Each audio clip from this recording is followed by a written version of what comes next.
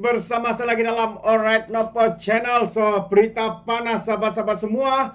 Ya, apabila kedua anak Mahathir Mohamad membuat satu tuduhan yang begitu berat ya terhadap ISPRM, Suruhanjaya Pencegahan Rasuah Malaysia. Jadi apakah tuduhan itu sahabat semua? Ini yang menarik ya untuk kita dengar dan juga respon daripada pihak ISPRM terhadap dakwaan itu. Jadi sahabat semua, mari saya ingin membawakan anda untuk mendengar pencerahan daripada Brother Iswardi. Tapi sebelum itu, jangan lupa juga untuk terus support Alright Nopo Channel dengan cara tekan butang subscribe, like dan juga share. Dan jangan lupa juga untuk terus ikuti sosial media Brother Iswardi di TikTok beliau, di mana lagi Facebook, YouTube, Twitter dan sebagainya. Jadi tanpa buang masa, mari kita tonton bersama video ini. Tolong sebarkan juga pada rakan-rakan lain yang mana di Sarawak, di Kuching dan sekitarnya datang ke Kubah Ria pada hari Sabtu dan Ahad ini selama 2 hari insya-Allah. Habis cerita Dr. Mahathir pula tuan-tuan. Dr. Mahathir sasaran sebenar siasat SPRM dakwa anak. Dr. Mahathir adalah sasaran sebenar siasatan SPRM terhadap mereka, dakwa kata 2 anak lelaki bekas Perdana Menteri itu. Bapa saya adalah suspek utama. Kami ada tanya, bapa saya disiasat berkenaan apa? Dan mereka tidak dapat memberikan maklumat. Yelah, buat apa nak tanya pasal bapa? Dia nak tahu kamu. Bolehkah anda bayangkan, anda diminta untuk beri maklumat untuk digunakan bagi mendawak bapa anda, kata Mohzani. Pada Januari lalu, SPRM mengarahkan Mohzani dan abangnya Merizan untuk isytiharkan antara mereka sejak 81, tahun yang sama Mahathir menjadi Perdana Menteri. Kedua-dua mereka memang dikenali sebagai ahli perniagaan dan dikatakan memiliki kekayaan yang besar. SPRM menyatakan siasatan dibuat di bawah Akta Pencegahan Pengumpulan Wang Haram 2001. Suruhanjaya itu menyatakan siasatan dimulakan terhadap semua entiti yang disebut dalam laporan Pandora dan Kertas Panama. Pada masa itu, SPRM menjelaskan arahan itu adalah sebahagian daripada siasatan terhadap rekod perniagaan di luar pesisir yang didedahkan di sebuah konsortium kewartawanan, namun tidak menyatakan yang Mahathir adalah sasaran utama. SPRM menetapkan Februari lalu sebagai tarikh akhir untuk Merizan dan Mohzani membuat pengisytiharan, namun mereka memaklumkan diberi lanjutan sebanyak 2 kali.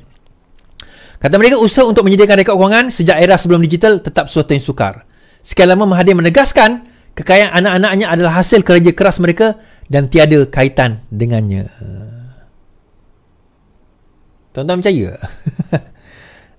Tuan-tuan percaya anak daddy Tuan-tuan percaya ke yang dia kaya tu bukan sebab bapak dia, tapi sebab oleh anak dia ni kerja keras, anak dia ni yang berusaha.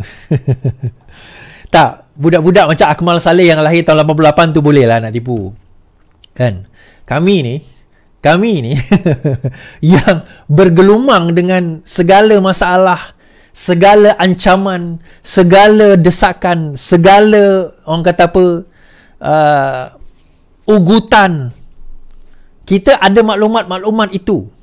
Saya membesar dalam zaman reformasi. Saya habiskan hidup saya dewasa saya 21 tahun. Tahun 97 umur saya 20 tahun. 98 umur saya 21 tahun. Saya hidup zaman Datuk Seri Anwar Ibrahim jadi timbalan Perdana Menteri, Menteri Keuangan daripada Menteri Pendidikan lagi. So kita tahu pada masa itu bagaimana saya pernah melalui zaman kegemilangan Mahathir Anwar. Minyak yang murah, ekonomi kita melonjak, kita punya bajet surplus. Saya ingat lagi masa itu. Dan saya juga dalam masa yang sama melalui zaman kemerosotan 1997. Pada masa itu saya dapat melanjutkan pelajaran ke luar negara. The moment saya dapat result melanjutkan pelajaran ke luar negara pada September 1997, pada Julai, saya dapat result pada bulan Julai tahun 97, Jun Julai 97. The moment itu kita dapat berita bahawa ekonomi kita semakin merudum.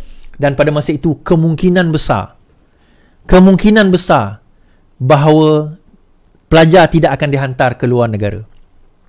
Tapi nasib baiklah sponsor saya pada masa itu hantar juga ke luar negara. Alhamdulillah. Dan bila sampai ke luar negara, kita risau sebab dah ada ura-ura untuk tarik balik ni. Yang dah pergi pun kena tarik balik sebab negara tak ada duit. Tiba-tiba langkah terakhir Menteri Keuangan pada waktu itu. Apa langkah terakhir Menteri Keuangan sebelum kena pecat? Saya ingat lagi September 97. Ialah mengumumkan bahawa bahawa kerajaan akan injek 100 juta ke dalam badan sponsor tersebut bagi memastikan pelajar-pelajar yang berada di luar negara boleh kekal terus belajar.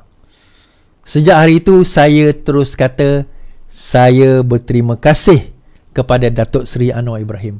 Dalam kala yang terakhir pun dia tetap berjasa kepada pelajar-pelajar di Malaysia pada waktu itu. Dan kita lihat hasilnya inilah. Saya lah hasilnya. Kan? Kesan terima kasih itu saya lah hasilnya antara lain. Terima kasih juga kepada Datuk Seri Anwar Ibrahim. Kalau tak kerana Datuk Seri Anwar Ibrahim, saya tak tahulah what will happen to us. Kita memang, ini cerita betul tuan-tuan. Kami pada waktu itu ada di kalangan kawan-kawan kami tak nak pergi kelas dah. Sebab dia kata dah ada berita daripada Malaysia. Masa tu internet kan baru. Kan kita bukan ada macam social media sekarang ni tahun 97. So kita hanya harap pada utusan Malaysia je sebagai berita. So kawan-kawan saya dah packing barang, dah pergi tour Europe. Dia kata sebelum aku kena panggil balik, baik aku pergi tour Europe, tuang kelas. Tak pergi kelas. Tapi saya ingat lagi, sejak saya umur 18 tahun, 17 tahun, mak bapak saya tak pernah bagi duit dah pada saya. Tak pernah dah. Tipu. 18 ada. 19 tahun mak bapak saya tak pernah bagi duit. Ada 18 pun dia bagi sikit-sikit. Kita faham, saya adik-beradik ramai tuan-tuan. Saya ni anak pertama daripada 10 orang adik-beradik. So mak bapak saya kena tanggung. Bila pergi overseas takkan cara waktu. No lah. Saya berdoa tuan-tuan. Kat mana saya ingat peristiwa. Apa maksud ayat tu tuan-tuan? Tetapi syarat untuk kita nak tahu itu, dia ada satu syarat. Sabar. Kita kena ada kesabaran. Sebab apa? Dalam apa reform yang kita nak bawa selama ini. InsyaAllah. Itu yang paling penting. Jadi, bila kita cerita Dr. Mahathir, jauh cerita saya. Cerita Dr. Mahathir tadi tu. Kerosakan yang dia bawa. Dan antara perkara, kalau tuan-tuan ingat, kalau saya nak cerita banyak. Antara kerosakan dia adalah, kalau tuan-tuan ingat Bank Bumi Putra Malaysia Berhad. Ingat iklan dia? Saya dah sebut banyak kali ya. Bank Bumi Putra Malaysia Berhad. Bank terbesar di Asia. Memang betul pun. Bank Bumi Putra Malaysia Berhad. Bank Bumi Putra. Antara bank yang terbesar di Asia. Bank kerap. Orang kata Taiz dia jadi CIMB. CIMB ni adalah bank pesisiran. Terpaksa take over. Antaranya dan banyak bank merge pada waktu itu. Dia merge bukan sebab apa? Masalah. Tuan-tuan, kalau tuan-tuan ingat inflasi sekarang tinggi, you should live tahun 97, 98, 99. Kadar mata wang kalau USD tak dipackkan, berkemungkinan pada masa itu 5-6 ringgit boleh naik. Pound sterling, saya ingat lagi, pound sterling sekarang ini 5 ringgit, 5 ringgit lebih, 6 ringgit, dekat 6 ringgit lah. Pada masa itu 7 ke 8 ringgit. 7 ringgit constant lah. 8 ringgit pada satu hari tu saya ingat lagi. Sebab saya hari-hari cek mata wang sebab saya nak hantar ke bapak saya duit kat kampung. Saya boleh hantar 200 pound. Bayangkan bapak saya boleh dapat 1,400 gaji dia sebulan. Lebih daripada gaji dia sebulan tu. Lebih daripada gaji dia sebulan. Saya boleh hantar 200 pound kat bapak saya, lebih daripada gaji dia sebulan. Tahun 98, 99 masa tu. Why? Fundamental negara kita was bad. And salah satu sebab bank negara pada waktu itu dikatakan bermain forex. Tu antara dia. Panjang cerita itu cerita lain. Kan? Pencerahan daripada Beradik Iswardi berkaitan dengan tuduhan yang berat dilemparkan oleh anak-anak kepada Tun Dr. Mahathir ini. Kononnya bapa mereka menjadi sasaran terhadap kepada SPRM untuk disiasat dan sebagainya. Jadi saya mau membacakan kenyataan balas daripada pihak SPRM sebenarnya. Maafkan saya cari dulu untuk berita yang di mana tidak jumpa. Karena kalau kita lihat apa yang mereka katakan bahawa mereka, keluarga mereka, terutamanya bapa mereka yang menjadi sasaran kononnya. Mereka ditanya berkaitan dengan bapa mereka, kekayaan mereka. Tapi sebenarnya mereka membuat tuduhan itu kononnya bahawa yang menjadi sasaran sebenarnya adalah bapa kepada dua anak-anak ini, iaitu Mizan dan juga adiknya. Jadi saya cari dulu SPRM dakwaan.